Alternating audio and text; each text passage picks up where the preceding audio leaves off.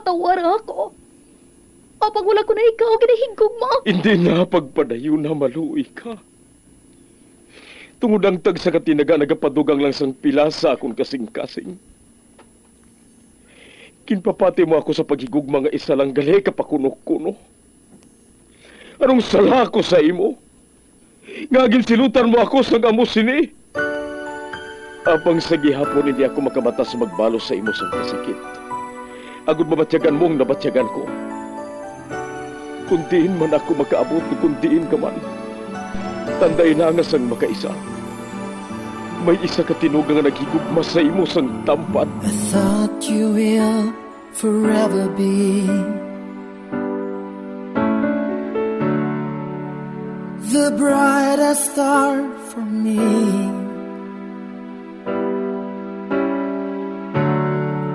And I promise I will stay in love with you till the end.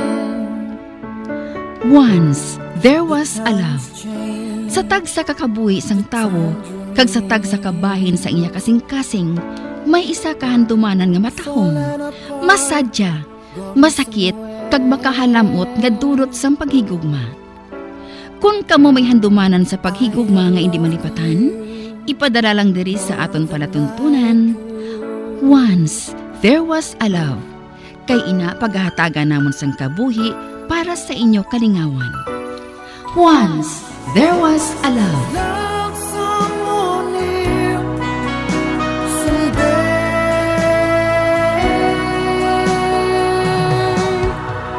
Somewhere.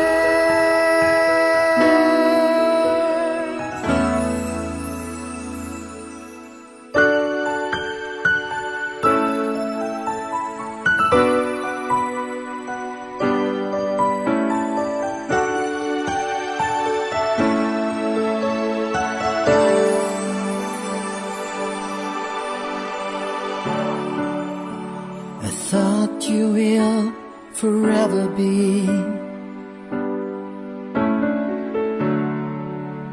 the brightest star for me.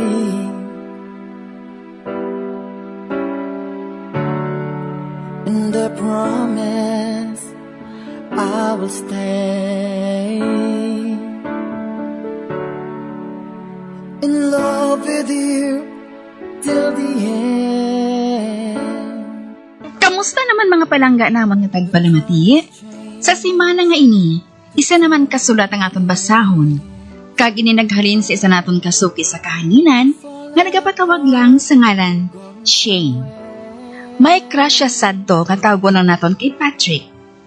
Kag sa natalupmangdan siya sini, hindi ba pulong ang kalipay niya? Tubtub isa kadlaw sina sa pagsugod gid sang kasaysayan ni Shane, nga iyagin pasakop kagaton man hatagan sang kabuhi diri sa aton palatuntunan. Once, there was a love. Sa kasaysayan, matamis nga paghigugma.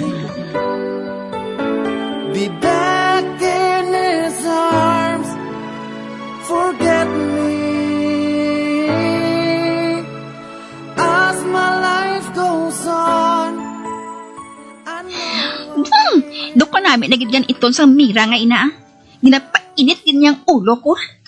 Buhata na bala. Para nga mag-untat na siya sang sagad garit-garit sa imo. Dapat gani. Sang una mo pa na siya ginpatulan eh. Ano kay nagapawala ka man lang?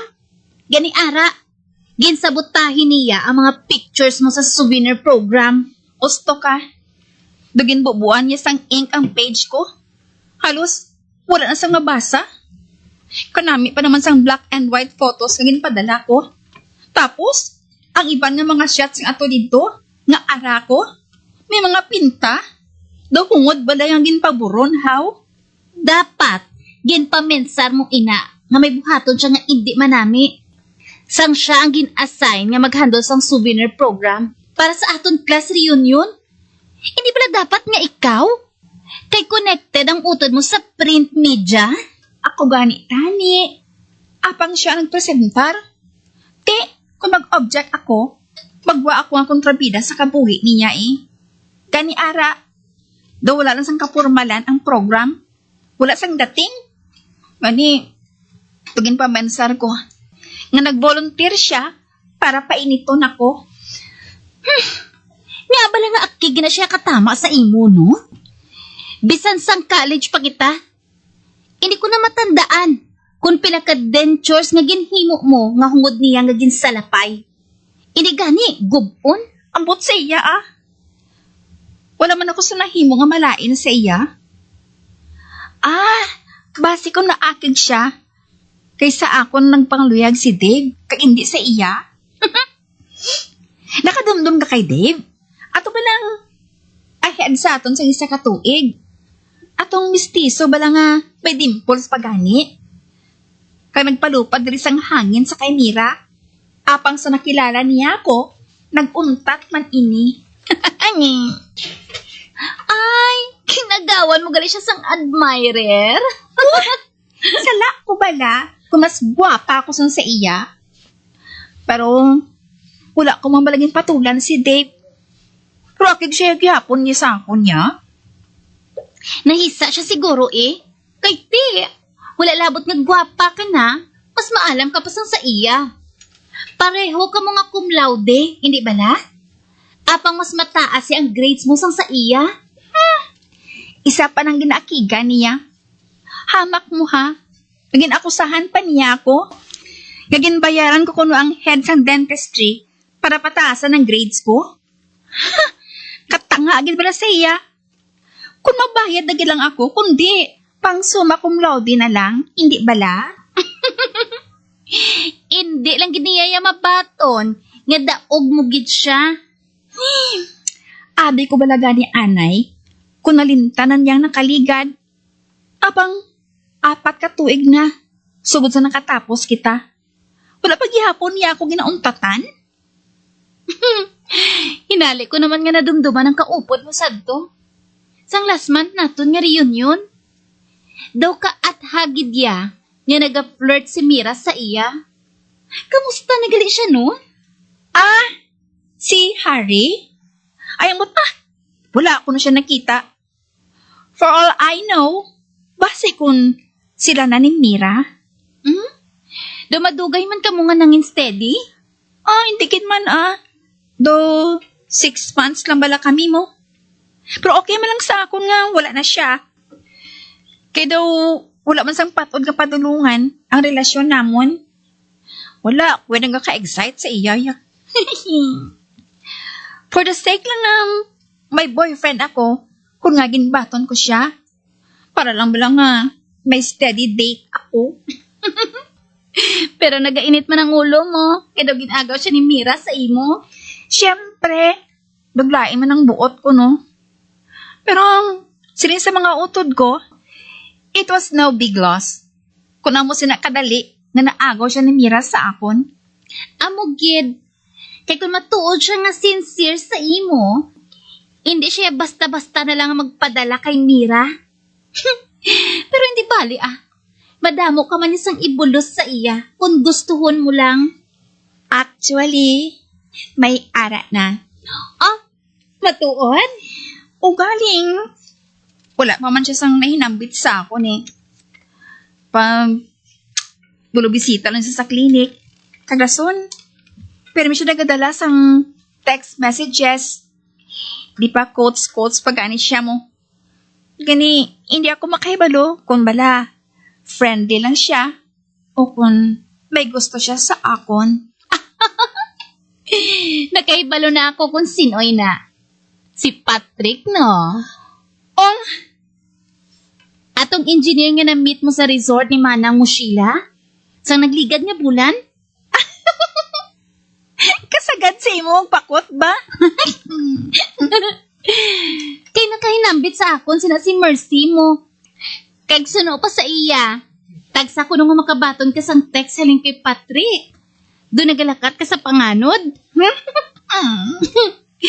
Pero kung sa bagay, kung na mo sinanga tipos ang lalaki ang makagusto sa imo, nga daw lead actor sa Lord of the Rings nga movie, do pareho gid man nga ara ka sa panganod. Kaya ko gani, Sanggid pakilala mo siya sa akon? Naurungan gid ako sang tulok sa iya.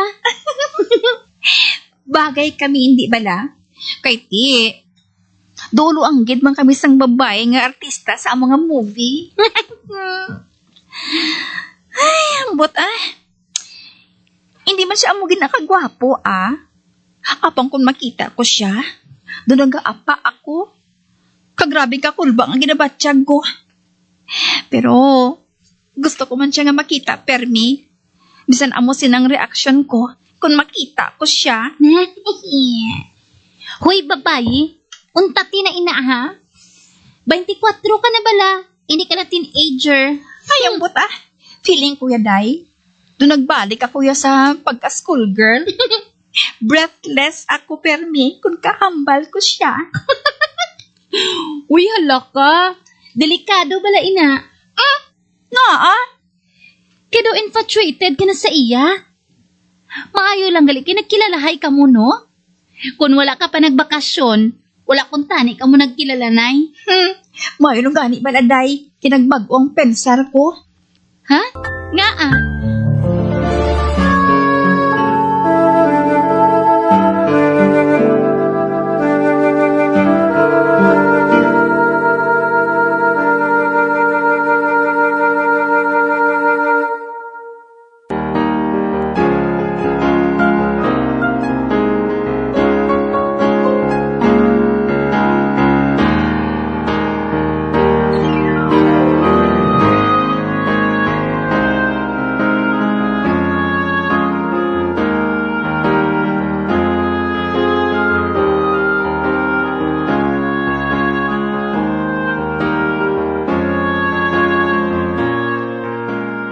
Kaya wala gid man ako sa plano na mag-apa sa ila ni daddy sa resort. Kay hindi ko mabayaan ang klinik. Pero pag pauli ko, kalinong katama sang balay. Gani amo to nag-apas na ako sa ila. Kagba nami ina nga sign. Oh, nga man, buot silingon. Nangin spontaneous ka na. Hindi kayang tanan, planado. Oo na Ay, doon nakabatsyag ko sang gutom. Dali na, makaon anay kita.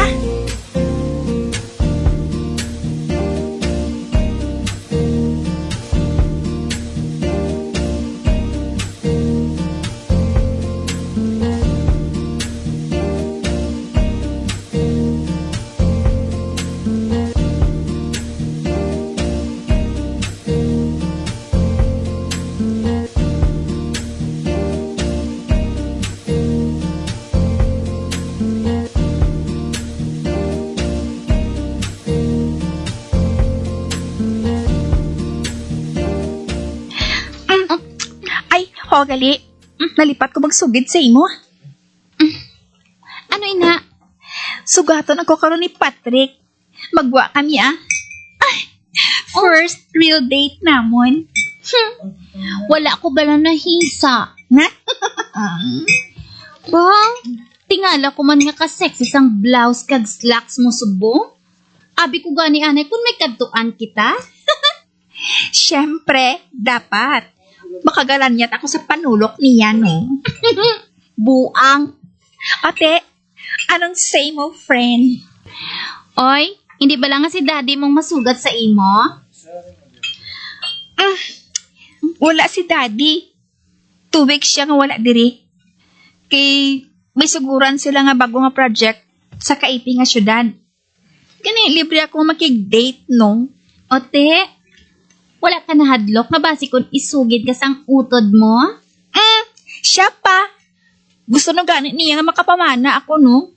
Para kuno nga madugangan ang latipanon niya nga hinablos niya. Kaginambalan ko siya. Ngayon di man ako magpanugid kung siya naman ang may date. Uy, na-meet naman bala niya si Patrick? Aba, oo. Nagabtanay sila sa klinik. Pero tapos kagid, kung makahibalo si Mira. Kag hindi na ako matingala, kung handomon man niya nga agawan si Patrick mo. Tinawan niya kay lokatong bugidang iya mga mata.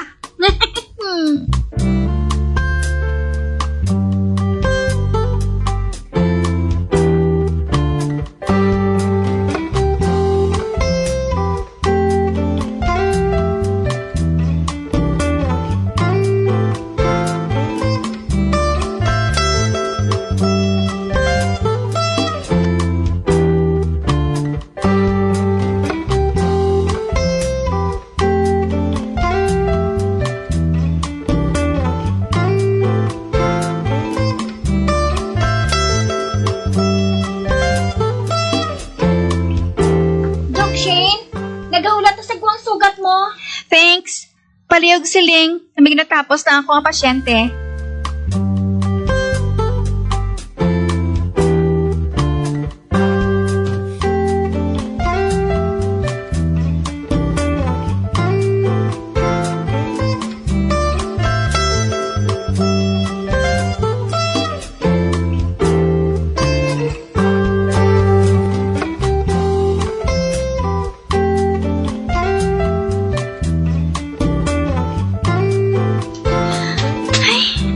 Kabuang sa akon. Hinali na nga, nagkubang-kubang tughan ko. Excited? Ha? Katamis ang yuho mo, Dok ba? Oy, ikaw ba Latina? Maayo kagit magpanilag, no?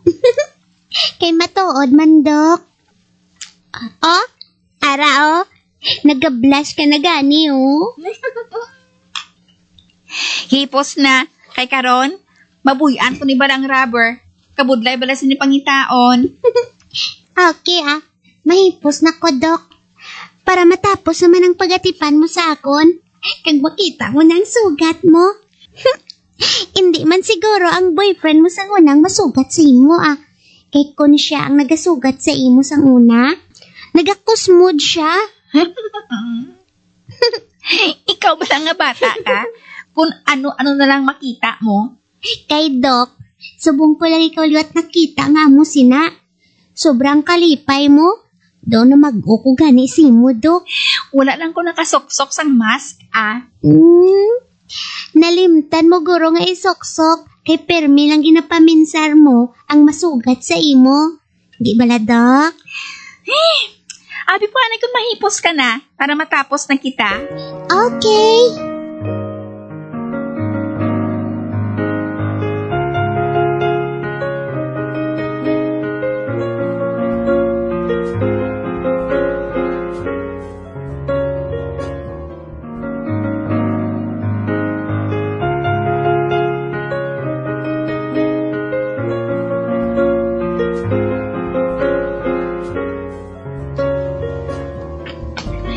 Sorry nga nagulat ka sang madugay, ha? Okay lang. Gutom ka na bala?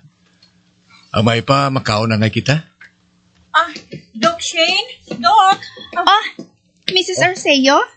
Maayo kinaabdan ko ikaw. Oo nga, aman. Kay si Rafi. Kaina pa nga nagkasakit ang ipon niya. Amo bala?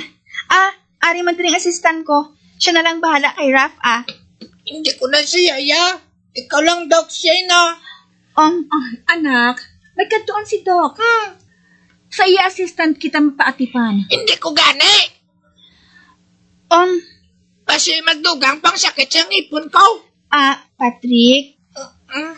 Ay, dumadali siguro ang lakat naton. Andugay ko na abi nga pasyente si Raf eh. Kag hindi siya gusto nga magpatandog sa iban. Ati, okay lang. I'll wait. Mga 30 minutes siguro, ah. Don't worry. Malibot-libot lang ako sa makadali, ha?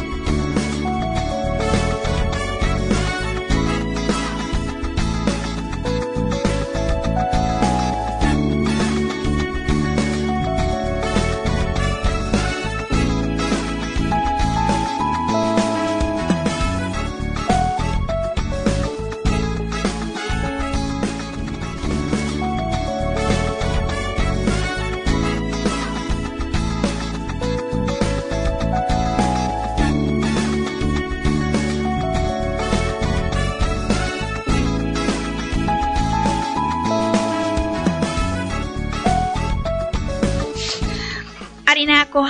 Sorry, ha. Naayawan ka sang hulat. O ano? Basi kung may maabot paging niya pasyente mo? Wala na. Ginhambalan ko ng assistant ko nga ipaschedule na lang sa Lunes ang masulod subong. Mo bala? Kuna mo, dali na. Dali. Next time, after clinic hours na lang kita magwa. Hala. Nalipat ko maghapit kay Kate. I-text ko na lang siya.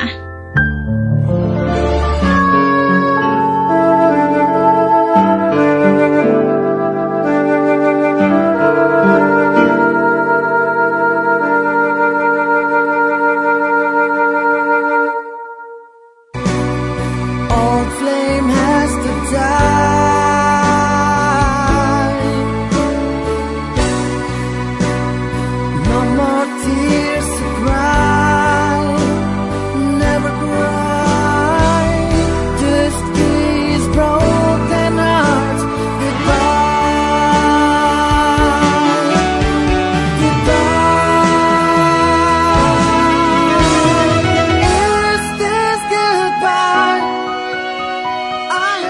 Kasabyan, sunda sa pagpamati ang kasugpon sa kasaysayan ni Shane, ngayagin pasakop, kagaton man ginhatagan sang kabuhi, diri sa aton palatuntunan. Once, there was a love. Sa kasaysayan, matamis na paghigugma. Sa direksyon ni Marnie Mongcal.